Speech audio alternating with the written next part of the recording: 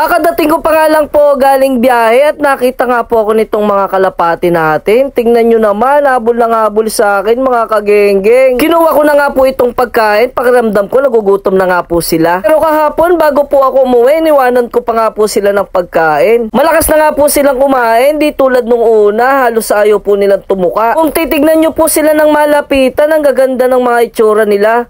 Parang sila yung inilalaban sa mga karera. Alam nyo ba mga kagenggeng, nag-aalisan na nga po sila nung una, nung halos wala silang makain.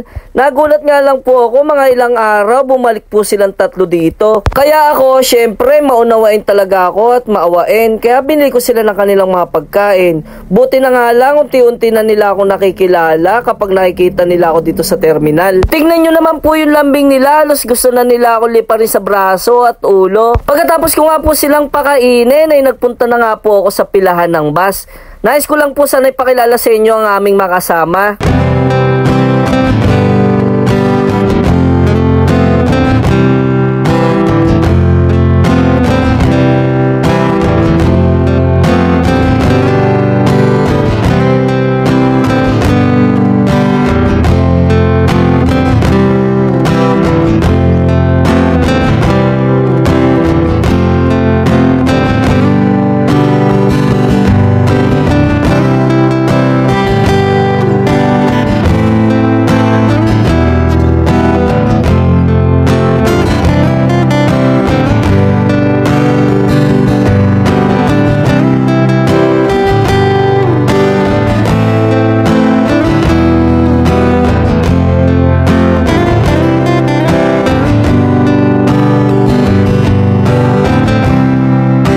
Naalala ko nga rin po na may vending machine nga pala ako dito sa terminal. Hindi ko na nga po nabibisita yung bariyang naihuhulog dito. Tara mga kagenggeng, tingnan nga po natin kung marami na talagang barya dito. Alam nyo ba mga kagenggeng, hindi ko iniisip na merong ganito ako ditong vending machine sa terminal. Kasi pag iniisip ko, maya't maya tingin ng barya at maiinip ako. Kaya yan, ini-enjoy ko lang at nagpo-focus lang po talaga ako sa aking biyahe. Kinuha ko na nga po yung barya at parang medyo mabigat.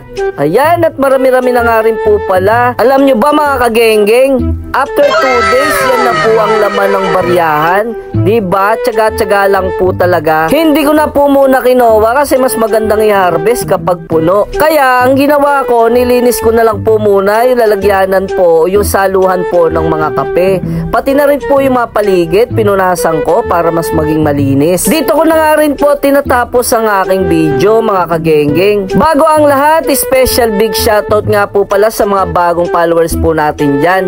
Pati na rin po sa lahat po ng sumusuporta sa akin. Shoutout ko na rin po pala kay Sir Limpot Burgada, kay Sir Daniel Santos, kay Sir John Riel Guerrero, pati na rin po kay Sir Kir Pinto from Davao. Maraming salamat po sa inyong lahat na walang sawang sumusuporta. Baka po pwede maglambing mga kagenggeng, paki-follow, like and share naman po nitong page ko para mas lalo pa po tayong dumami. Maraming salamat po at ingat po tayong lahat. Yun lamang po at see you in my next vlog. Bye bye!